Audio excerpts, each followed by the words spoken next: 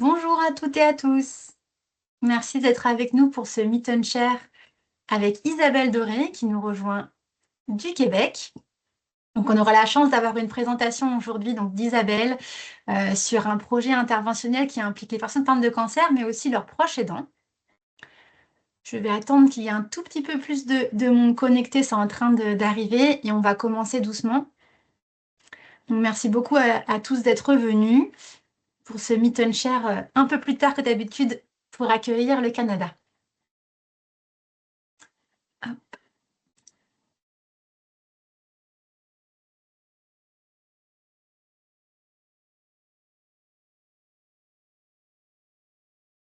Pendant que tout le monde se connecte, je vous présente très rapidement, pour ceux qui ne connaissent pas encore Concept, notre réseau national de recherche pluridisciplinaire en prévention primaire des cancers, donc à la fois en nutrition et en environnement.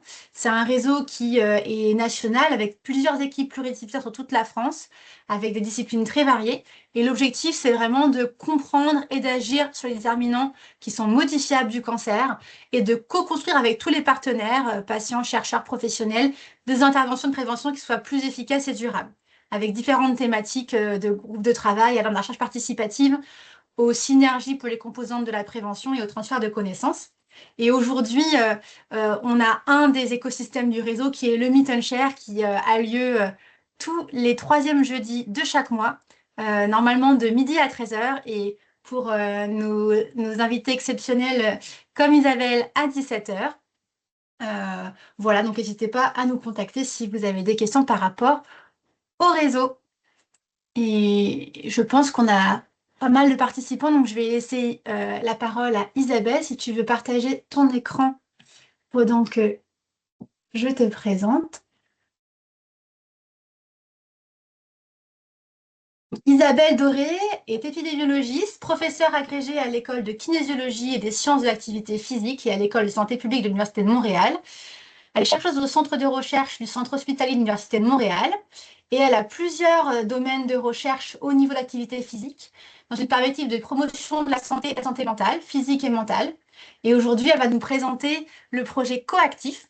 Vous pourrez poser toutes les questions que vous allez avoir dans le Q&R et on y répondra à la fin de cette présentation. Donc, n'hésitez pas à utiliser le Q&R et pas la conversation pour qu'on puisse bien voir vos questions. Donc, on a une bonne quarantaine de minutes de présentation et après, vous pourrez poser toutes vos questions. N'hésitez pas. Et à toi, Isabelle, merci beaucoup d'être là avec nous aujourd'hui sur ce Meet and Share de Concept. Merci beaucoup. Merci Pauline pour l'invitation et la belle présentation. Puis merci à tous d'accepter de vous joindre un peu plus tard. En fait, je suis actuellement dans l'année d'études et de recherche, donc je suis encore plus loin. Je suis dans l'Ouest canadien, donc j'ai encore plus de décalage avec vous.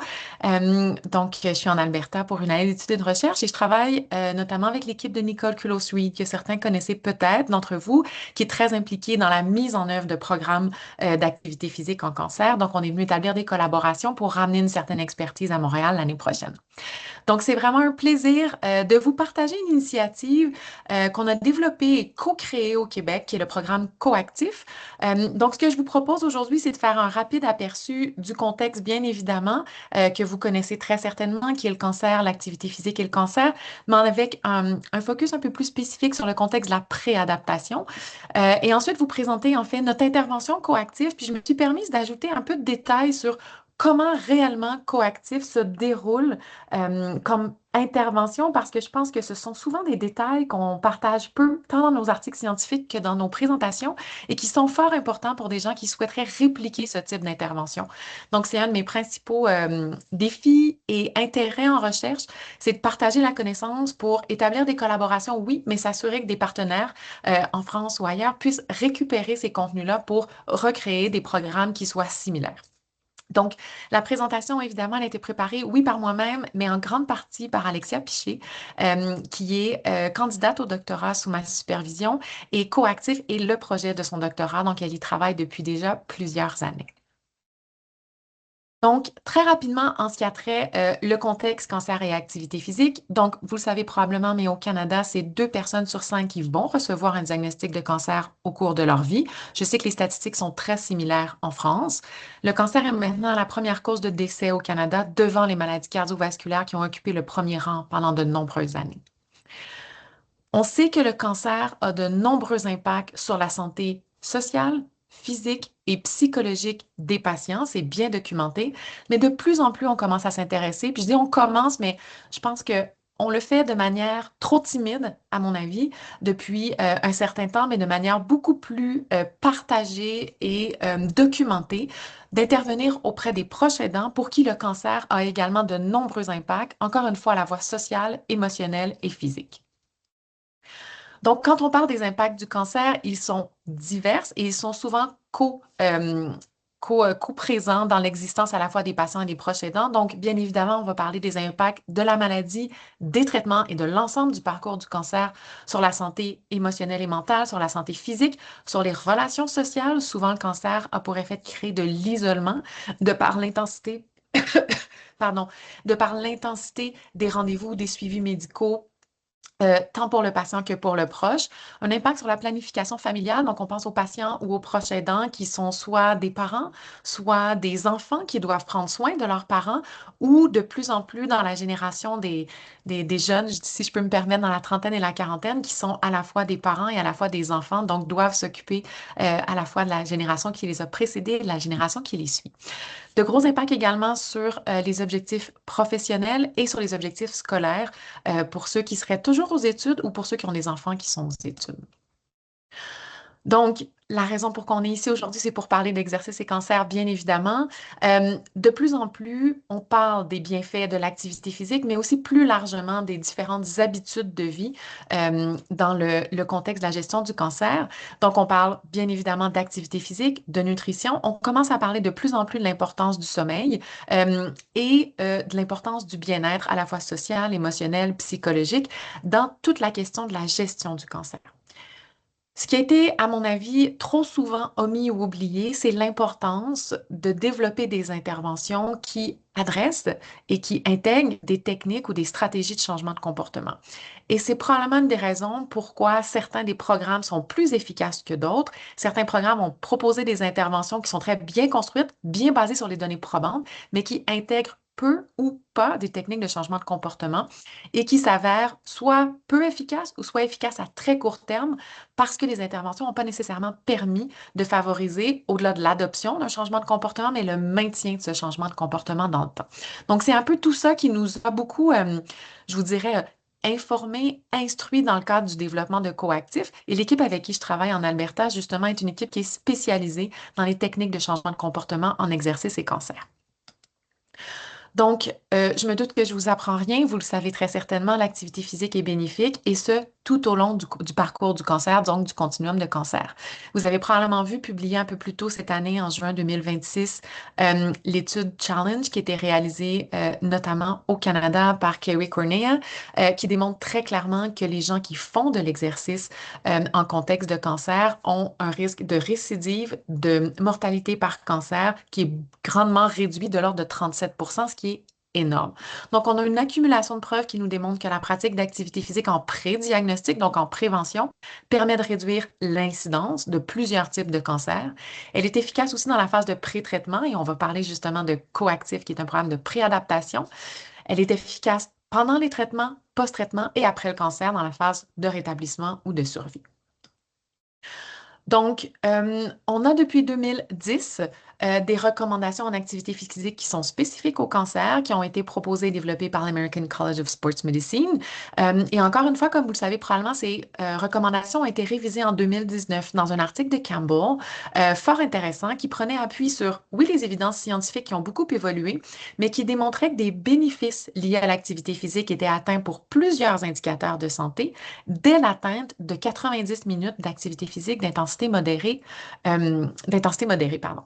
Donc, c'était très intéressant, puis je vais en reparler dans un instant, mais la recommandation initiale qui demeure est l'atteinte du 150 minutes d'activité physique d'intensité modérée, qui est la même recommandation qu'en population générale. Le fait d'abaisser cette recommandation-là, ce n'était pas dans l'objectif de ne plus chercher à atteindre le 150 minutes, mais bien dans la perspective de rendre cette première cible ou ce premier jalon plus accessible pour la population qui reçoit un diagnostic de cancer, qui de manière générale est une population encore moins active que la population générale. Donc, les recommandations révisées suggèrent l'atteinte de 3 fois 30 minutes d'exercice cardiovasculaire d'intensité modérée par semaine. On conserve bien l'objectif du 150 minutes tout de même, combiné à 2 jours d'exercice en résistance par semaine, donc des exercices de renforcement musculaire qui vont prévenir ou réduire les risques de sarcopénie notamment, combiné à des exercices de flexibilité la plupart des jours.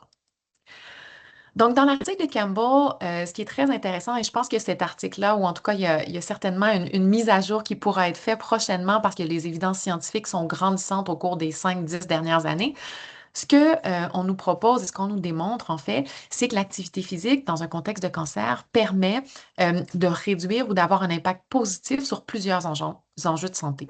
Donc, dans la première colonne, vous voyez que ce sont les enjeux de santé pour lesquels on possède des preuves considérées comme étant solides. Ce que ça signifie, c'est qu'il y a des études qui ont été menées auprès de larges échantillons, mais également auprès de différents types de cancers et qui sont congruentes, donc qui nous amènent aux mêmes considérations, suggérant des bienfaits de l'activité physique pour réduire l'anxiété, la dépression, la fatigue, améliorer la qualité de vie, le fonctionnement physique et permettre une meilleure gestion du lymphodème. En ce qui a trait à la santé osseuse et le sommeil, on considère que les preuves sont actuellement modérées, donc on voit des effets positifs de l'activité physique sur ces indicateurs de santé. Ceci étant, on considère que davantage d'études sont nécessaires auprès de différents types de cancers pour vraiment pouvoir migrer ces deux enjeux de santé au niveau de considération de preuves solides en ce qui a trait les bienfaits de l'activité physique. Pour les autres enjeux de santé, que ce soit la fonction cognitive, la cardiotoxicité, le risque de chute, les nausées, les douleurs et les neuropathies périphériques, on les considérait en 2019 dans la catégorie des preuves non concluantes, c'est-à-dire qu'il y avait des bienfaits de l'activité physique qui étaient observés pour ces enjeux de santé. Ceci étant, on considérait que l'accumulation des preuves n'était pas suffisante auprès de suffisamment grands échantillons et de différents types de cancers pour pouvoir vraiment conclure aux bienfaits de l'activité physique. Ceci étant, si vous avez suivi la littérature là, au cours des dernières années, de plus en plus d'études s'intéressent à la fonction cognitive, cardiotoxicité notamment également, et à la douleur, et démontre de plus en plus des bienfaits de l'activité physique pour ces enjeux de santé. J'en parlais tout à l'heure, je pense qu'on en parlait déjà en 2019, mais l'étude Challenge de Kerry Cornea vient vraiment réinsister sur les bienfaits de l'activité physique pour la réduction significative du risque de récidive de cancer, de mortalité par cancer et de mortalité toutes causes confondues. Je ne l'ai pas mis dans la diapositive ici, là, mais selon l'étude Challenge, ça oscillerait autour de 37-38 %. La mauvaise nouvelle, j'en parlais tout à l'heure, c'est que parmi les individus qui ont reçu un diagnostic de cancer, déjà avant le diagnostic, ce sont des gens qui souvent sont très peu actifs et pendant les traitements, les récentes études estiment que ce sont environ 10 d'entre eux qui sont physiquement actifs et de 20 à 30 qui seraient actifs après les traitements contre le cancer. C'est donc une population auprès de laquelle il est important d'intervenir. Je pense que je vous apprends rien en vous disant que s'il suffisait de dire aux gens de bouger pour qu'ils bougent, le problème serait déjà résolu, puis plusieurs d'entre nous n'aurions pas nécessairement le travail qu'on a aujourd'hui. Adopter un mode de vie physiquement actif au quotidien, faire de l'activité physique et la maintenir dans le temps, c'est pas une mince tâche, d'où l'importance de développer des interventions qui soient rigoureuses, basées sur les données probantes et qui intègrent des techniques de changement de comportement, comme je le disais précédemment. Donc, tantôt, j'ai mentionné que l'exercice était bénéfique et ce, tout au long du continuum de cancer. Ceci étant, ce qu'on sait, c'est que plus on bouge tôt, plus grands sont les bénéfices.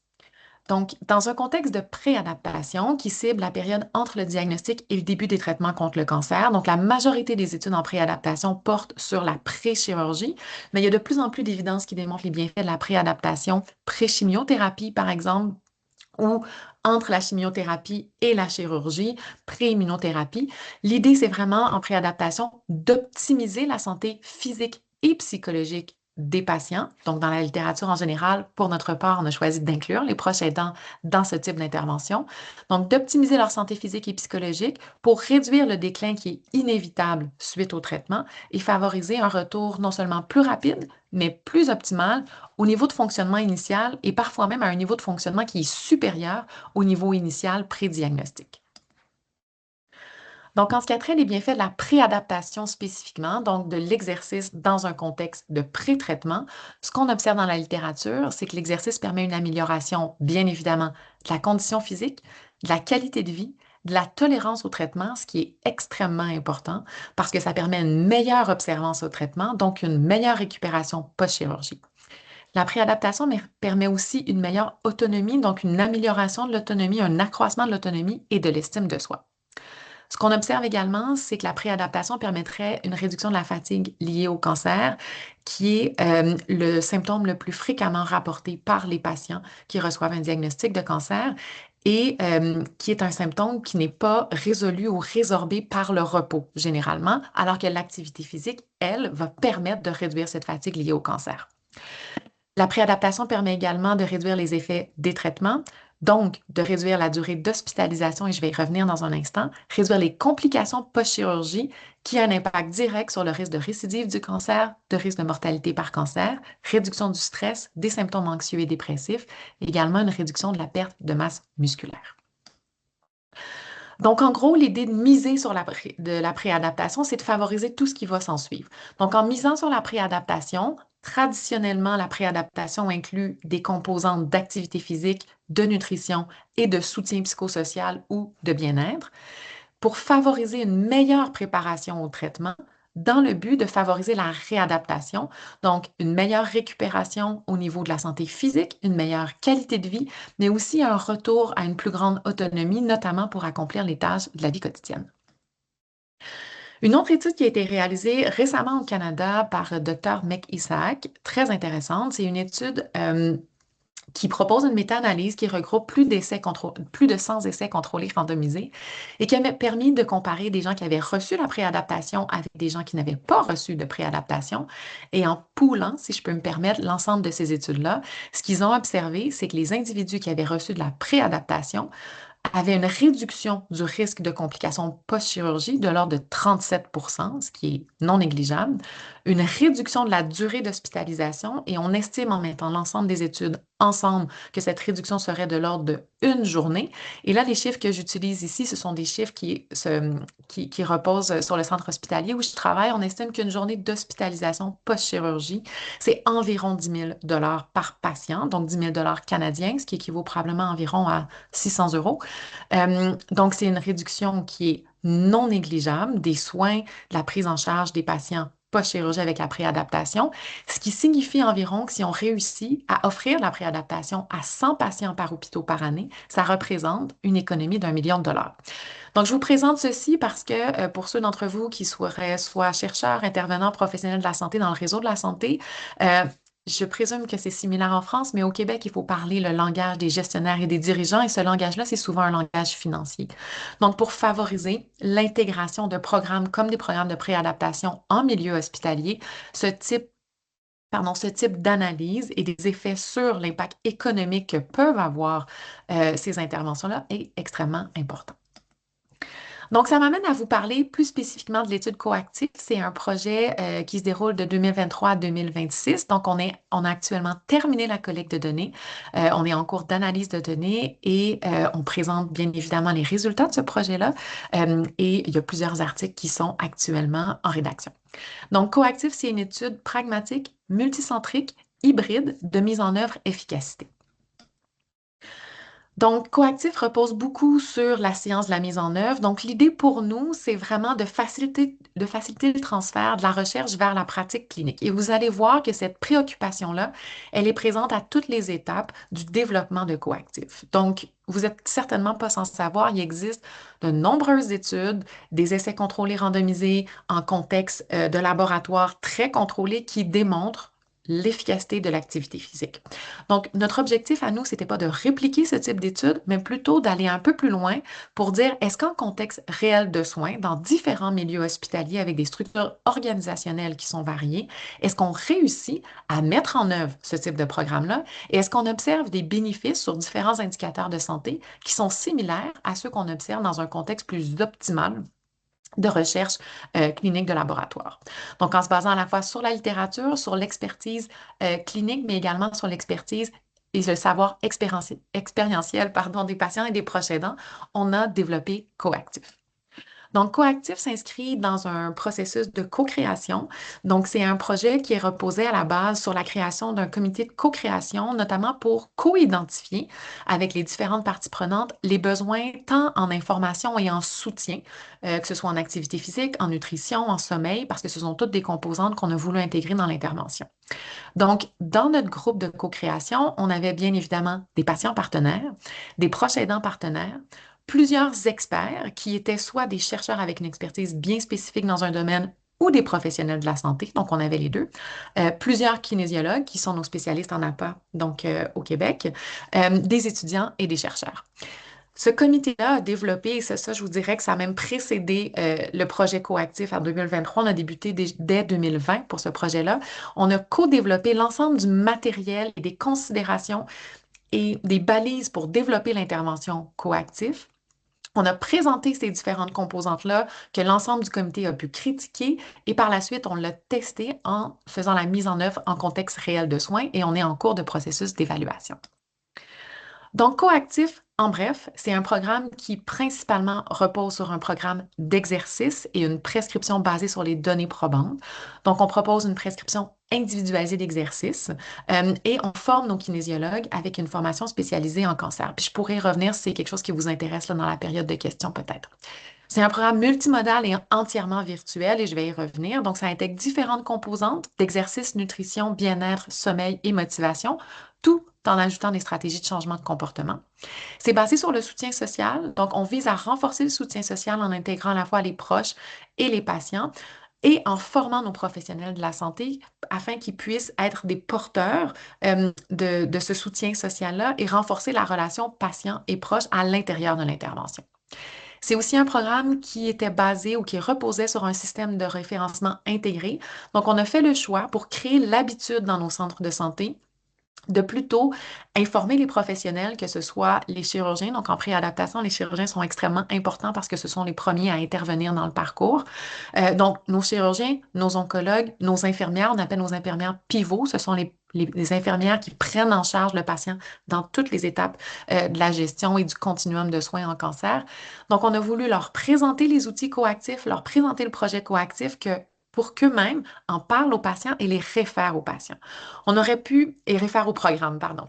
On aurait pu faire le choix de fonctionner comme des études, plus des essais contrôlés randomisés qui vont prendre, par exemple, la liste des diagnostics reçus avec un agent de recherche qui passe en revue la liste des diagnostics reçus dans la journée, dans la semaine ou dans le mois, puis qui les réfère.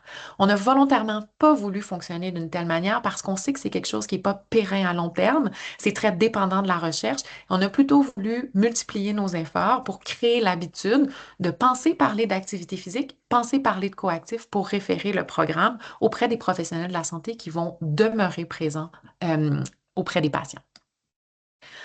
Donc, peut-être un peu plus rapidement, mais les objectifs de l'étude. Donc, on voulait bien évidemment évaluer l'efficacité, donc les Patient Report Outcomes, sur les outcomes, les issues de santé en contexte réel de soins. Et ces issues de santé, les différentes issues de santé qui nous intéressaient étaient liées à la santé physique, santé mentale, à l'utilisation des services et également à l'étude du rapport coût-efficacité de l'intervention, donc notre fameux signe de dollar des bienfaits associés à l'intervention pour parler davantage le langage du milieu hospitalier. Notre deuxième objectif, c'est d'évaluer la mise en œuvre en contexte réel de soins. Donc, on utilise les cadres REAM et Proctor pour évaluer la portée, l'adoption, la mise en œuvre et le maintien de l'intervention dans les différents contextes hospitaliers. Et ensuite, documenter les barrières, les éléments facilitants et les stratégies d'adaptation en se basant sur deux cadres.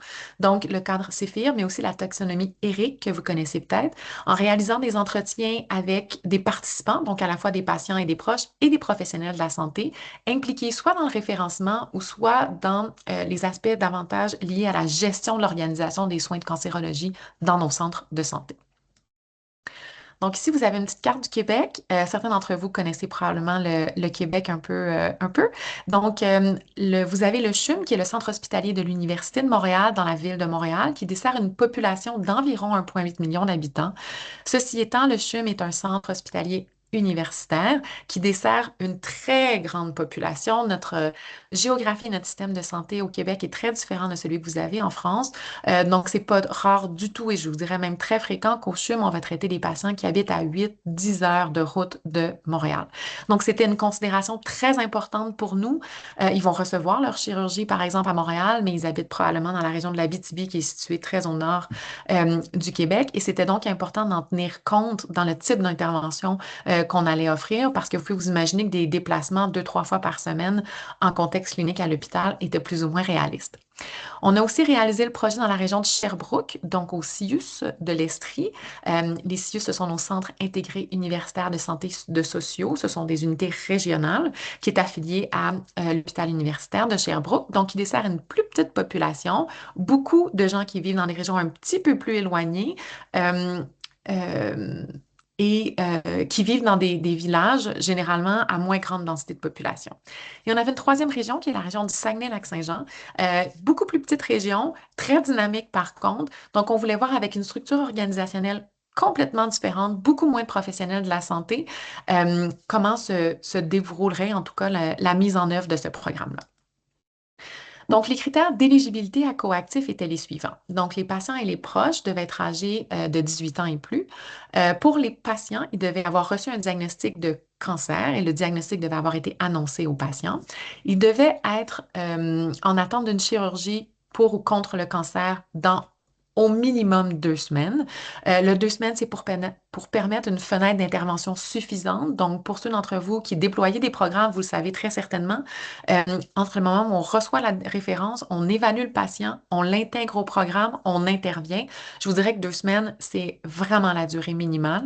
Mais on a réussi à intégrer des patients là, qui avaient leur chirurgie aussi rapidement que 2-3 semaines et on observe déjà de très grands bénéfices sur différents indicateurs de santé, donc c'est très encourageant. Les participants ne devaient pas avoir de contre-indication à l'exercice, avoir une connexion Internet et un appareil avec caméra, ce qui a représenté certains enjeux dans certaines régions du Québec qui sont encore pas très bien desservies par des connexions Internet fiables là, qui permettent un visuel. Et le visuel était absolument nécessaire pour la sécurité des interventions. Et comprendre et parler le français parce que l'ensemble du programme coactif a été développé et déployé en français. Les patients qui étaient présentement en traitement néoadjuvant étaient exclus de l'étude pour la simple raison que la prescription d'exercice et que le type de programme d'exercice doit généralement être différent et adapté. L'intensité est beaucoup moindre quand on n'est pas en traitement. Ceci étant, les patients qui recevaient des traitements néoadjuvants et qui avaient une pause, par exemple, au Québec, je vous dirais généralement dans le système de santé, cette pause, elle est généralement de 4 semaines. Donc, on réussit entre les traitements néoadjuvants et la chirurgie à offrir un 4 semaines de repos pour refaire les forces. Cette période-là était tout à fait opportune pour intervenir. Donc, les patients pouvaient intégrer le programme coactif à ce moment-là. Ici, ça vous donne un petit aperçu de la collecte de données dans le cadre du projet du programme coactif. Donc, vous avez le diagnostic, la chirurgie et un suivi post 3 mois. Donc, euh, au baseline, donc au premier temps de mesure, avant l'intervention, donc pré-intervention, on faisait une évaluation de la condition physique, donc qu'on appelle notre évaluation en kinésiologie, et les participants complétaient un questionnaire. Donc, ce questionnaire-là portait sur plusieurs indicateurs de santé. L'idée, c'était vraiment de faire le portrait de santé, l'histoire de santé de la personne, recueillir des informations, oui, sur le diagnostic de cancer et les traitements reçus et à venir, mais également sur l'ensemble des autres comorbidités. Avec ce profil-là, il y avait également, évidemment, des tests qui étaient faits dans une perspective davantage recherche. Avec l'ensemble de ces informations-là, les kinésiologues étaient capables de développer le programme personnalisé, donc la prescription individualisée d'exercice pour chacun des individus qui allaient intégrer le programme. On refaisait les tests et l'évaluation en kinésiologie ainsi que la complétion du questionnaire post-intervention pré-chirurgie. Et ça, je vous dirais que ça représente tout un défi pour une équipe de recherche. C'est généralement une évaluation qu'on ne fait pas dans un contexte purement d'intervention qui est non associé à la recherche. Mais pour nous, c'était très important de voir quel avait été l'impact de l'intervention avant la chirurgie, immédiatement post-intervention. Donc, c'était très important pour nous d'être toujours très au courant de la date de chirurgie qui très souvent va changer, va être soit devancé ou repoussé pour l'ensemble, pour différents patients. Souvent, là, on jouait dans une fenêtre d'à peu près 24 à 48 heures. Donc, ça demandait une très grande disponibilité au niveau de l'équipe de recherche, mais aussi une capacité de conviction très importante des agents de recherche pour s'assurer que dans cette phase de 24-48 heures pré-chirurgie, qui est associée à quand même beaucoup de stress à l'arrivée de la chirurgie, que les participants acceptaient de faire cette évaluation-là. Puis je vous dirais que dans l'ensemble, ça a très, très bien fonctionné. Donc, vous comprendrez qu'avec la structure de coactif, la durée d'intervention, elle est au minimum 2 semaines, mais elle varie d'un patient à l'autre en fonction du moment où il a été référé et du moment de la chirurgie. Notre durée d'intervention, notre fenêtre, je ne pense pas que je la présente ici dans les résultats, là, mais elle était extrêmement variable de patient à l'autre et on va en tenir compte très évidemment dans nos analyses, mais ça variait de 2 semaines à environ 3 à 4 mois. Je vous dirais que donc on a eu des participants qui sont restés avec nous pendant 4 mois pour le programme coactif. Et on refaisait une autre évaluation en kinésiologie et la complétion du questionnaire en suivi post 3 mois pour voir ce qui avait été maintenu dans les habitudes de vie et comment se portaient les patients et les proches en lien avec les différentes issues de santé. On fait également des entrevues avec certains patients proches et aussi nos professionnels de la santé. Et on extrait des dossiers, des données des dossiers médicaux, donc pour documenter tous les impacts sur l'utilisation des services, donc en termes de durée d'hospitalisation, complications post-chirurgie, réadmission, 30 jours et 90 jours post-chirurgie. Donc, toutes ces informations-là sont colligées dans les centres de santé au sein des dossiers patients. Donc, ce sont des informations qu'on est allé extraire directement et qu'on est encore en train d'extraire là, des dossiers patients. Je vous disais que Coactif est une intervention 100% virtuelle et je pense que c'est une innovation dans le contexte de la préadaptation. À notre connaissance, il n'y avait pas d'autres programmes au Québec, au Canada et potentiellement même ailleurs à travers le monde de préadaptation qui étaient 100% 100% virtuel. Pardon, c'est justement pas individuel. Donc 100% virtuel. Donc l'évaluation était faite virtuellement en mode synchrone par un kinésiologue spécialisé en oncologie. La composante d'exercice virtuel était faite également de manière synchrone et je reviens avec les détails de l'intervention dans un instant. Et tout le volet éducatif était également entièrement en virtuel, mais celui-ci était asynchrone. Donc, peut-être quelques détails plus spécifiques sur l'intervention, s'activer et s'informer. Donc, on va débuter par la portion s'activer et ensuite on va parler de s'informer davantage. Donc, le programme de préadaptation coactif porte sur le volet exercice, mais également sur un volet éducatif qui, lui, touche d'autres habitudes de vie, mais également les stratégies de changement de comportement. Donc, en ce qui a trait le volet s'activer. Donc, Coactif, c'est une intervention qui propose 3 séances de 60 minutes par semaine d'exercice en mode virtuel synchrone, en groupe. Donc, l'idée, c'était vraiment d'optimiser nos ressources puis de pouvoir offrir l'intervention à un plus grand nombre de patients. Donc, l'idée, c'est toujours de s'assurer que cette intervention puisse éventuellement être maintenue ou soutenable, soit par des organisations dans la communauté ou soit directement par les centres hospitaliers. On permettait pour la sécurité et la gestion du groupe un maximum de 12 personnes. C'est un maximum qu'on a atteint très rarement là, dans l'étude. Je vous dirais qu'on était souvent entre 6 et 10 participants. Et elle était supervisée par 2 kinésiologues. Et ça aussi, j'y reviens dans un instant.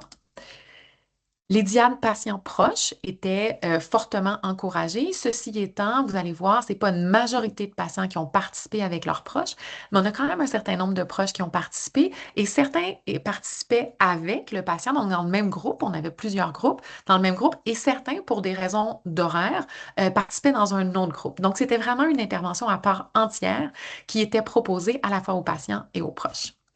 Et je pense que la particularité et l'innovation de ce programme-là, qui est fort intéressante, c'est qu'on est parvenu à offrir une prescription individualisée dans un programme personnalisé pour chacun des participants, mais le tout dans un contexte de groupe. Donc, la séance était animée par les kinésiologues dans un contexte de groupe, mais chaque patient avait son propre programme, donc en suivant la même séquence d'exercices, mais chacun des exercices était adapté aux participants dans un programme qu'il avait reçu avant sa première séance.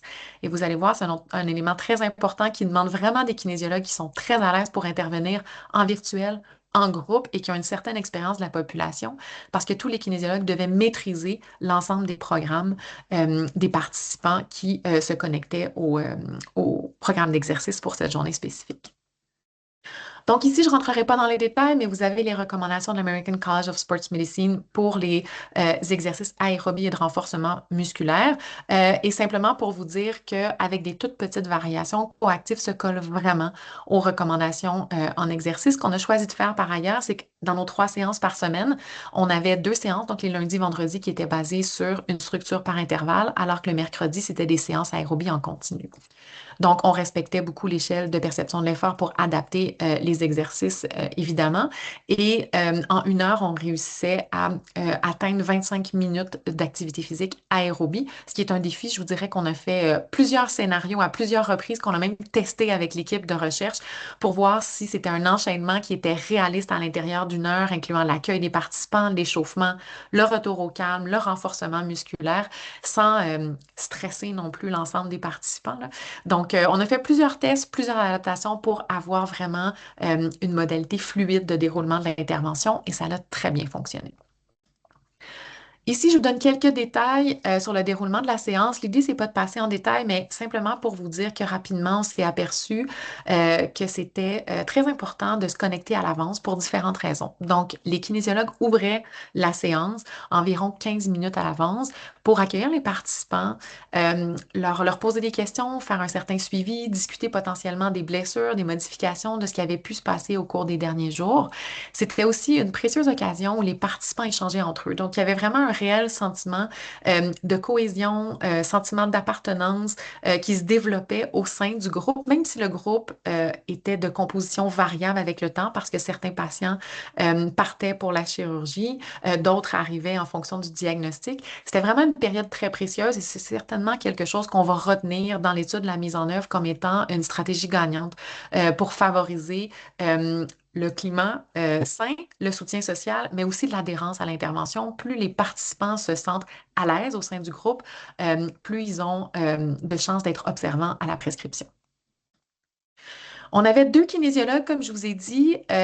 Donc, on a choisi de travailler de cette façon-là parce qu'on sait qu'en préadaptation, certains de nos participants, nos patients avaient reçu des traitements néoadjuvants. Plusieurs étaient très déconditionnés. Donc, ça, c'est un beau succès du projet Coactif. On a réussi à recruter pas juste des grands sportifs. Vous le savez probablement, quand on développe des interventions en activité physique, même en contexte de cancer, souvent les premières personnes à lever la main puis à signer présent, ce sont les gens qui sont déjà actifs.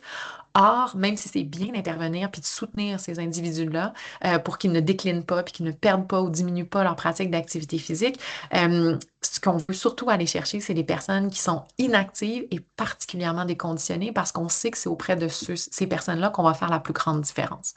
Donc, on avait donc un kinésiologue qui était leader, donc en charge de la séance. C'est lui qui gère l'ensemble du déroulement de la séance et ses principales tâches étaient de gérer le temps, donner des directives claires et d'effectuer la démonstration des différents exercices.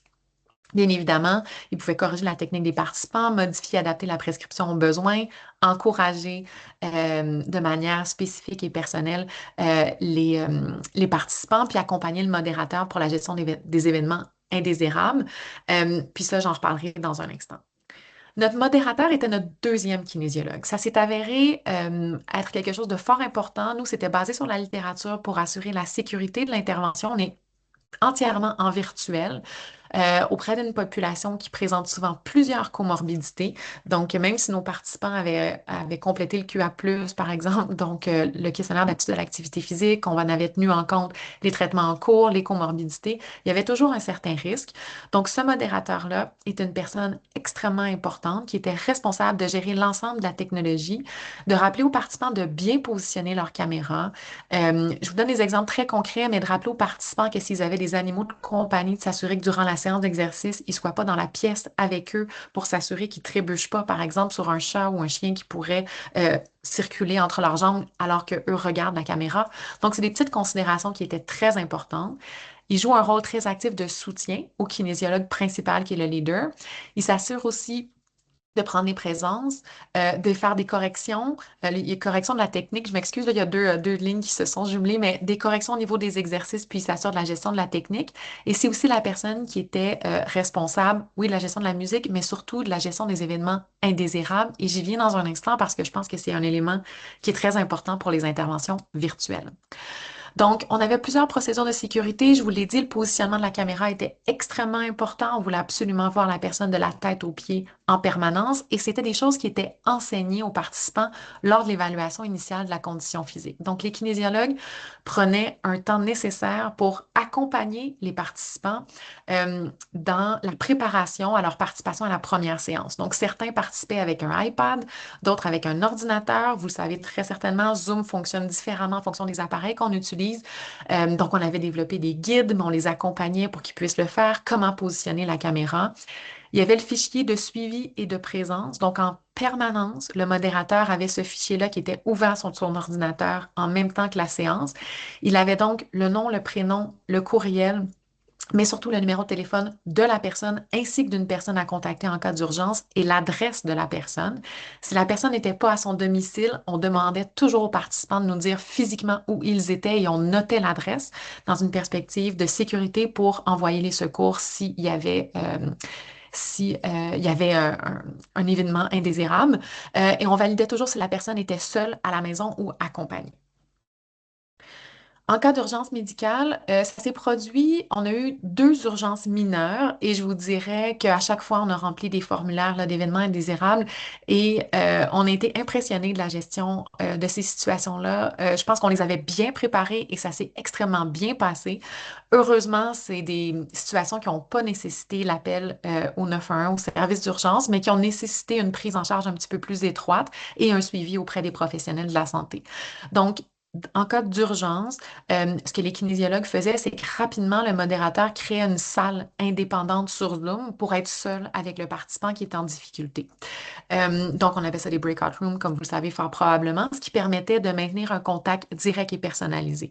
S'il y avait eu à appeler les services d'urgence, la personne serait restée en contact et par la suite, il y a un formulaire d'événements indésirables qui était complété. Donc, je vous partage ces informations-là parce que je pense que ce sont des choses qui sont souvent peu partagées et des trucs et astuces qui sont hyper importants quand on développe ce type d'intervention. Donc, pour le volet s'informer, qui est notre volet éducatif, encore une fois basé sur une revue de la littérature, on avait choisi bien évidemment d'intégrer l'activité physique, la nutrition, le bien-être ou le soutien psychosocial, qui sont les trois composantes qu'on retrouve le plus souvent dans les programmes de préadaptation. On a aussi ajouté une composante sommeil et une composante motivation. Pour différentes raisons, la composante sommeil, c'était une demande de nos patients et proches aidants partenaires. Ils nous disaient qu'on en parle souvent très peu, alors que le cancer et le stress qui est associé ont un impact énorme sur le sommeil. Donc, c'est une composante qu'on est allé ajouter. Évidemment, on est allé chercher des experts. Je ne suis pas du tout spécialiste du sommeil. Donc, on est allé chercher des co-chercheurs spécialisés en sommeil pour nous aider à développer ces contenus. Et pour tout le volet motivation, l'idée, c'était vraiment de miser sur le changement de comportement puis de soutenir les patients et les proches pour qu'ils prennent un rôle actif dans la gestion de leur santé, qu'ils puissent se fixer des objectifs avec la méthode Smarter que vous connaissez probablement pour atteindre ou en tout cas améliorer leurs habitudes de vie dans le parcours du cancer et aussi maintenir leur motivation. Donc, je vous invite vraiment à aller consulter la plateforme coactive.ca. On l'a développée dans le cadre du projet de recherche, mais c'est une plateforme qui est entièrement virtuelle, que je prends en charge avec mes fonds de recherche et que je vais maintenir à travers le temps. Donc, on essaie d'en parler le plus possible. Vous pouvez l'utiliser dans vos interventions. Vous pouvez, si vous êtes des patients, des proches, vous pouvez la consulter. Si vous êtes des professionnels de la santé, vous pouvez référer vos patients à ces contenus-là. Je pense qu'on a bien travaillé. Je pense que ce sont des beaux contenus. C'est jamais parfait. On est toujours en processus d'amélioration, mais on a vraiment voulu développer quelque chose qui réponde aux besoins des patients et des proches. Et sachez qu'ils ont été très étroitement impliqués dans tout le développement de ces contenus. Donc ici, ça vous donne quelques visuels. Donc pour chacune des thématiques, vous avez différentes capsules. Donc ici, vous voyez une impression d'écran pour le module activité physique, le module nutrition. Et pour chacun des modules, on a différentes capsules. Et pour chacune des capsules, vous avez des formats en contenu vidéo. Donc ici, je vous donne un exemple. Et vous voyez, on voit toujours le professionnel. Ici, c'est Mylène Saint-Jacques, qui est nutritionniste spécialisée en cancer, mais avec un support visuel. Et ceci était une demande de nos patients et de nos proches, d'avoir toujours un support visuel lié au contenu qui était présenté. Je m'excuse. Ensuite, vous aviez des contenus écrits, donc qui étaient textuellement le contenu qui était délivré à l'oral. Il y avait des quiz qui étaient proposés pour valider la compréhension et les connaissances. Et il y avait des ressources qui étaient proposées pour chacune des différentes thématiques. Donc, pour terminer, je vous donne un petit aperçu rapide des résultats préliminaires du projet coactif. Donc, l'intervention a été offerte dans nos 3 centres hospitaliers sur une période de 12 mois. Donc, en 12 mois, on a reçu 522 références, parmi lesquelles 280 étaient éligibles. Et parmi celles-ci, il y a 151 personnes qui ont pu être recrutées et prendre part à l'intervention, une très grande majorité de patients, donc 131 patients et 20 proches. Les principales raisons de non-participation, c'est la non-éligibilité. Donc, très souvent, je vous dirais, les participants soit recevaient des traitements néoadjuvants ou soit la chirurgie était le lendemain matin. Donc, on n'avait absolument aucune possibilité d'intervenir. Sinon, on a eu certaines raisons de non-participation qui étaient reliées au problème d'horaire. Donc, on avait 2 groupes, un le matin, un l'après-midi. Il y a des gens qui travaillaient et pour lesquels ça ne fonctionnait pas. Limite liée à la technologie et un certain nombre qui n'étaient pas intéressés. Et je vous dirais que la très grande majorité, ceux qui n'étaient pas intéressés, c'était des gens qui étaient déjà très actifs et qui avaient beaucoup de soutien dans leur entourage. Donc, c'est quand même une bonne nouvelle. Provenant de la référence relativement très variée, beaucoup infirmiers et infirmières, grande portion quand même de chirurgiens, de l'autoréférencement. On faisait de la publicité dans les centres d'oncologie et également un peu des oncologues. Vous voyez que la majorité de nos patients et de nos proches ont été recrutés au CHUM, qui est le centre hospitalier de l'Université de Montréal. On avait une majorité de femmes, mais on a quand même réussi à recruter 30 d'hommes, ce qui est un grand succès pour nous, sachant que les hommes participent souvent un peu moins à ce type-là d'intervention. Belle diversité au niveau de l'âge. Évidemment, la majorité de nos participants étaient âgés de 50 ans et plus. Une belle diversité au niveau du type de cancer également, qui était beaucoup relié aux champions qu'on avait au niveau du référencement. Donc, beaucoup de cancers du sein colorectal, mais quand même là, un nombre important de patients qui avaient reçu des diagnostics de d'autres types de cancers. Si on regarde des changements précoces au niveau des capacités physiques, ce que vous voyez ici, c'est des résultats qui sont vraiment très encourageants. Donc, ce qu'on voit, c'est qu'au niveau de la force des jambes avec le test de 30 seconds sit to stand, puis l'endurance des jambes avec le test de 60 secondes sit to stand, on observe une augmentation qui est statistiquement significative et qui est importante de pré à poste. Et on observe également au niveau de la capacité cardio-respiratoire avec le 2-minute step test qui était fait en virtuel également une augmentation statistiquement significative. Donc, clairement, l'intervention a permis d'améliorer ou d'augmenter les capacités physiques. Au niveau de la santé psychologique, on observe une réduction assez importante du niveau de stress et je vous dirais qu'on était très heureux et étonnés de ce résultat-là, sachant que le poste se faisait dans les quelques heures ou les jours qui précédaient la chirurgie, qui est quand même souvent associée à beaucoup de stress. Au niveau des symptômes anxieux et dépressifs, on observe un maintien et je vous dirais que c'était assez une bonne nouvelle parce que la littérature en général nous démontre que justement, avec l'approche de la chirurgie, l'ensemble des traitements préopératoires, il y a soit une augmentation des symptômes anxieux et potentiellement dépressifs, alors que le programme aurait permis de maintenir à un niveau similaire là, ces symptômes, ce qui était tout de même une très bonne nouvelle. En ce qui a trait au niveau de fonctionnement, on observe une diminution de la fatigue. Donc, le score qu'on utilise, qui est le FACIT, une augmentation du score signifie une réduction de la fatigue. Donc, c'est une bonne nouvelle. La différence, elle est statistiquement significative, bien qu'elle soit de petite taille, et une augmentation des capacités d'autogestion, donc de très bonnes nouvelles. On a documenté aussi l'utilité et la satisfaction. Ici, ce qu'on voit, c'est que la très grande majorité des patients et des proches ont apprécié l'intervention et 90% des patients et 86% des proches aidants nous disent avoir pu mettre en pratique les conseils qui étaient partagés dans les capsules éducatives, ce qui pour nous était une très, très bonne nouvelle. Ici, vous avez là, quelques témoignages qui nous ont été partagés, mais grosso modo, ce que les gens nous disent, c'est que, ils se sont sentis accompagnés, ils ont énormément apprécié. On a une patiente qui nous dit l'équipe est excellente, ce programme aurait été offert dans tous les hôpitaux, donc vraiment des retours qui sont très positifs. Donc, en conclusion, ce qu'on observe à ce stade-ci avec les résultats, c'est que Coactif permet d'améliorer le fonctionnement physique et psychologique des patients et des proches. C'est un programme qui a été développé par et pour, et je pense que ça n'est pas du tout étranger au succès du programme. On peut démontrer que cette intervention entièrement virtuelle, elle est non seulement faisable, mais elle démontre des résultats positifs sur la santé des patients et des proches. Et elle est relativement peu coûteuse. Donc, c'est quelque chose qu'on va documenter évidemment là, dans l'étude coût-bénéfice, mais quelque chose de très profitable. Et un autre élément, je pense, très important, c'est que pour offrir ces interventions, on a créer des partenariats avec la communauté. Donc, on avait deux organisations, Virage à Montréal et Cercovie à Sherbrooke, qui sont des organisations communautaires qui proposent des services. Donc, plutôt que de former uniquement des étudiants ou des agents de recherche, on est allé former les kinésiologues de ces organisations qui ont offert l'intervention pendant 1 an. Et aujourd'hui, même si le programme de recherche est fini, ce sont deux organisations qui maintiennent ce programme-là dans leur organisation. Donc, je termine avec ça. Je vous encourage fortement à partager coactif.ca, qui, je pense, est une ressource riche, utile en français. Donc, on a relativement peu de choses dans la francophonie, je pense, qui ont été développées. Vous êtes très proactif en France, mais je pense que c'est une ressource qui peut être complémentaire. Donc, n'hésitez pas à en parler. Vous pouvez nous suivre. On a une page LinkedIn, une page Facebook et on a un fil YouTube. Si jamais vous souhaitiez avoir du matériel promotionnel, on a des affiches, des cartons d'information, les bannières, ça s'envoie peut-être un petit peu moins bien par la poste là, jusqu'en France, mais il y a des choses que vous pouvez imprimer puis des visuels que vous pouvez utiliser. Donc, je termine juste en remerciant la précieuse équipe de recherche qui est composée des agents de recherche, des co-chercheurs. Je remercie nos experts, toute l'équipe de kinésiologues. Ils ont été 9 à intervenir sur une période de 12 mois. Et évidemment, nos précieux patients et proches aidants partenaires, ainsi que tous les organismes financiers subventionnaires qui ont soutenu le projet. Donc, n'hésitez pas à m'écrire directement isabelle.doré@umontréal.ca. Vous pouvez aussi écrire à la coordonnatrice de recherche, mais Alexia part en congé de maternité demain. Donc, ce n'est pas la meilleure adresse à utiliser. Vous pouvez utiliser l'adresse d'information de Coactif au besoin. Je sais que j'ai pris un petit peu plus de temps, mais ça va me faire plaisir de répondre à vos questions, puis de discuter d'éventuelles et possibles collaborations si vous le souhaitez. Merci.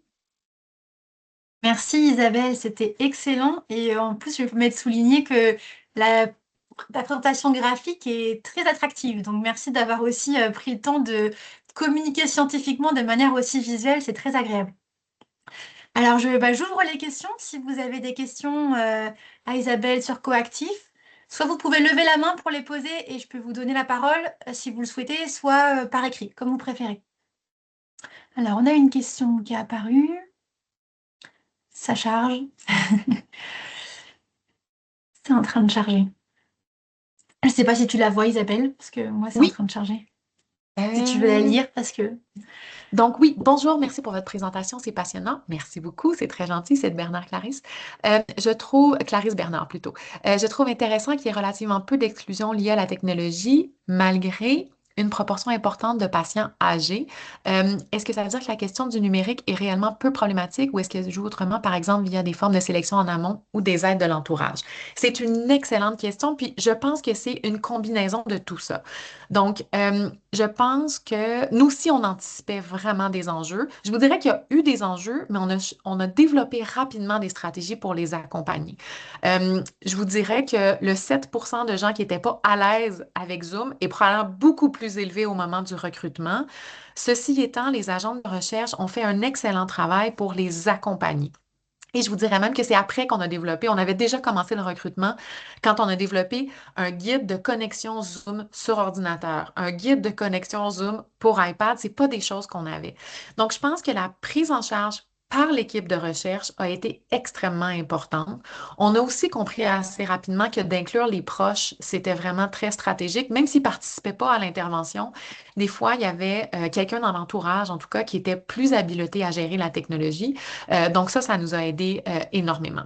C'est certain que ça reste 7%. Pour nous, c'est non négligeable. C'est en termes de préoccupation pour les inégalités sociales, c'est souvent les gens qui n'ont pas accès à la technologie ou qui ne sont pas à l'aise, c'est associé à d'autres types d'inégalités de santé. Donc, ça reste une préoccupation pour nous. Ceci étant, c'était somme toute très positif, mais ce qu'on a appris, c'est que c'est vraiment très important de prendre le temps puis de les accompagner.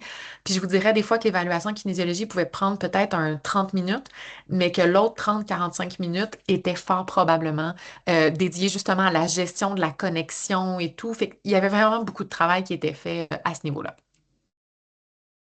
Merci beaucoup Isabelle et Clarisse pour cette question très intéressante qui montre du coup que la formation des professionnels de santé permet de former eux-mêmes les participants et de trouver une solution à ça. On a une autre question dans la conversation. Ah, pareil, ça charge. Voilà, comme quoi l'exclusion arrive aussi chez nous les chercheurs. Merci Isabelle, vraiment intéressant. Je suis contente de voir les beaux résultats de votre projet avec Alexia. J'ai bien hâte de lire les articles qui en découleront. Moi, c'est beaucoup de remerciements. Ben, je vois quelques noms que je connais bien, donc je salue notamment Baptiste, je salue également Adeline, que je connais bien aussi. Puis quand je vous parlais tout à l'heure, là, je l'ai mentionné dans la présentation, mais la fatigue liée au cancer, qui est le symptôme le plus fréquemment rapporté et qui n'est pas résolu par le repos, il y a une super entrevue balado qui a été faite par Adeline à ce sujet-là. En tout cas, Adeline, moi, je la partage à plusieurs patients et membres de mon entourage. Je te félicite pour ça parce que j'ai trouvé ça absolument excellent. N'hésite pas à nous le partager sur le. J'ai fait un petit post LinkedIn si vous voulez partager les ressources en Oui. commentaire du post, comme ça permet le transfert de connaissances en plus grande quantité. N'hésitez pas, Adeline, Isabelle, à mettre les liens. S'il n'y a pas d'autres questions, moi j'ai peut-être une petite question sur tes modèles pour la création d'interventions, parce que du coup c'était très intéressant, tu as bien expliqué pourquoi, à quel moment, comment.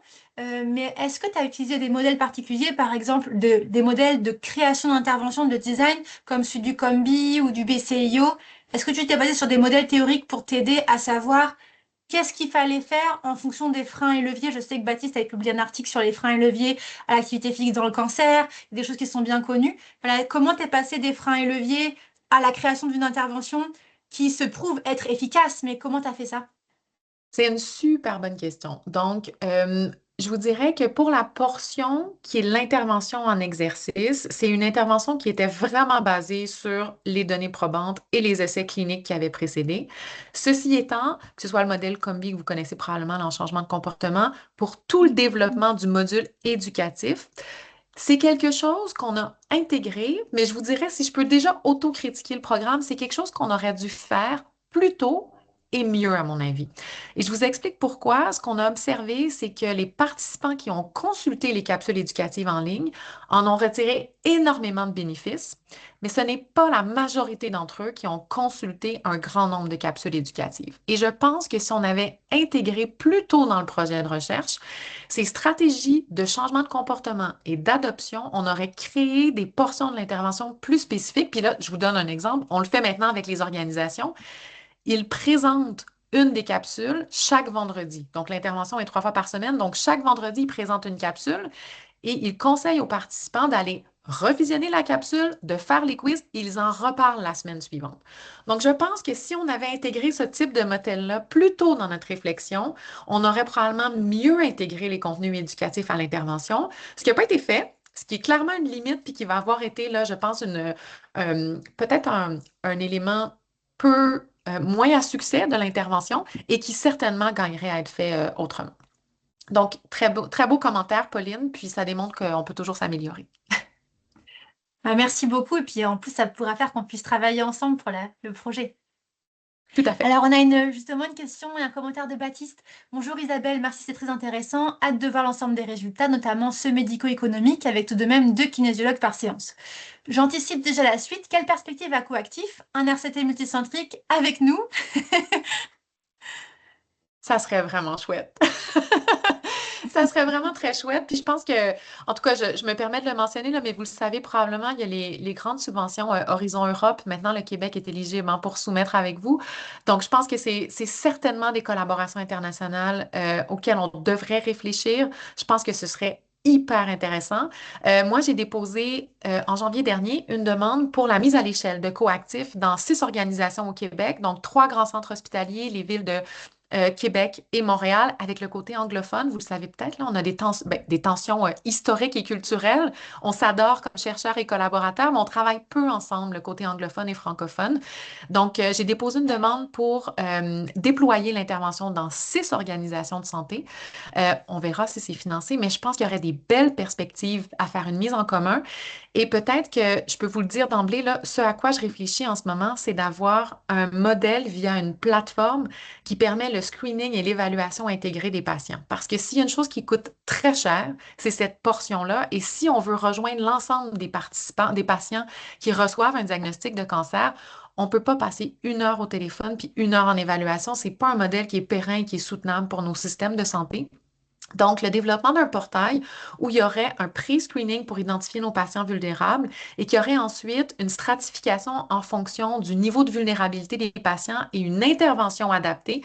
Moi, c'est ce que j'ai proposé, puis je pense que c'est un petit peu la voie de l'avenir parce que ce qu'on veut, c'est rejoindre un large bassin de la population, mais il faut que ce soit réaliste et faisable. Fait que je pense que c'est vers là qu'on se dirige, mais très certainement, je pense on pourrait s'écrire et d'autres également. N'hésitez pas. Je pense que on a beaucoup à apprendre de vous. Vous avez au niveau organisationnel en France des choses extrêmement intéressantes qu'on n'a pas au Québec, mais je pense qu'on fait quand même face souvent aux mêmes défis. C'est encore beaucoup la recherche qui porte l'intervention.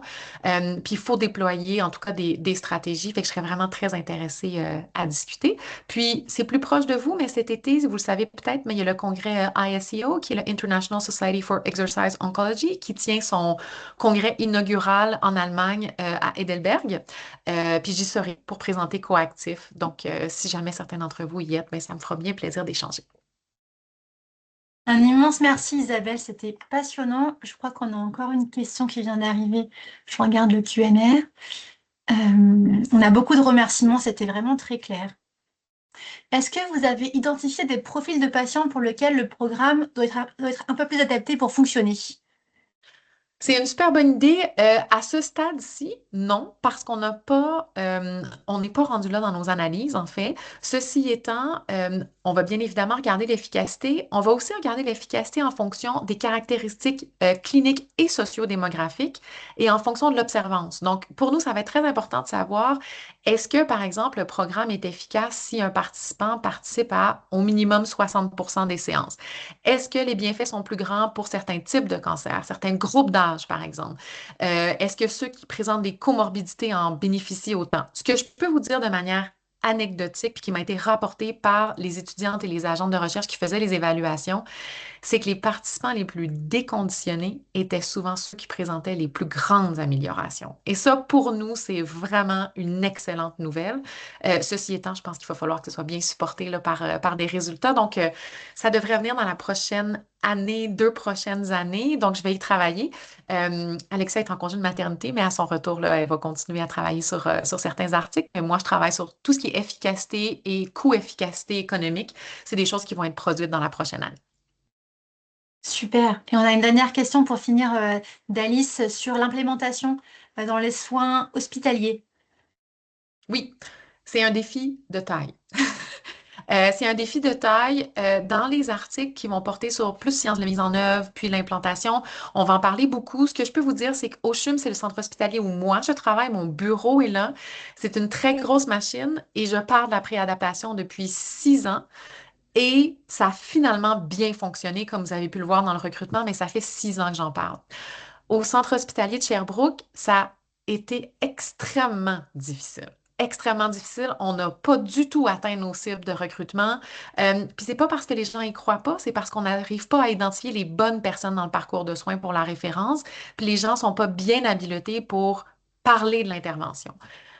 Je vous parlais aussi de Chicoutimi, qui était notre plus petit site. Un succès retentissant à Chicoutimi, c'est un tout petit hôpital. Notre oncologue partenaire, même si elle, ses patients les voyaient trop loin dans le continuum, c'est un tout petit centre hospitalier. C'est une oncologue qui connaît tout le monde dans la communauté. Elle allait s'asseoir dans le bureau de ses chirurgiens, puis elle lui disait, coactif, vous référez. Donc, vous voyez que les structures organisationnelles ont un impact énorme, en fait, sur le type d'intégration de ce type d'intervention dans les centres hospitaliers. Donc, notre expérience à ce jour, je vous dirais, petites organisations, si vous identifiez des champions, gros potentiel de succès. Grandes organisations, il faut vraiment déployer beaucoup d'efforts, beaucoup de temps, identifier les bonnes personnes, mais ça finit par fonctionner. Voilà. Encore une question de Clarisse. Merci Oui. pour vos réponses. Une dernière question. Qu'est-ce qui, selon vous, fait qu'un patient s'approprie réellement le programme au-delà du simple fait d'y participer? Donc, ouais, sur l'impact futur. Ouais, c'est une super bonne question. Ce qui ressort, puis encore une fois, c'est des choses qu'on va devoir analyser. Là, on a conservé dans un journal de bord, on a enregistré toutes les évaluations de tous les participants, on a tous leurs courriels, tous les échanges.